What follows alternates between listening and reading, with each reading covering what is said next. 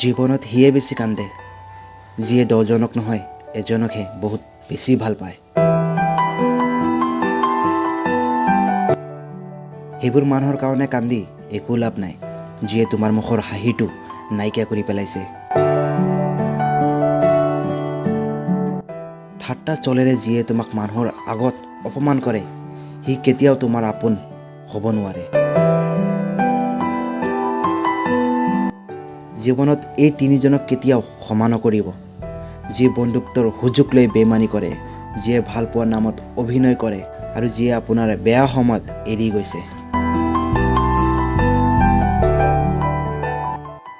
সময়ৰ লগত যদি কোনো সম্পৰ্ক শেষ হৈ গৈছে তেতিয়া বুজিব যে সেই সম্পৰ্ক ভাল পোৱা নাছিল, মাথো প্ৰয়োজন আছিল।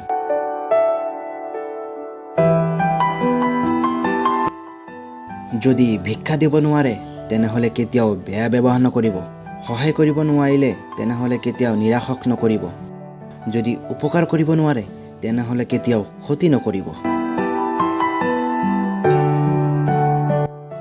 জোৰ কৰি যদি কাৰোবাক ভাল পোৱা নাযায় ঠিক তেনেদৰে আনৰ পৰা জোৰ কৰি ভাল পোৱা নাযায়।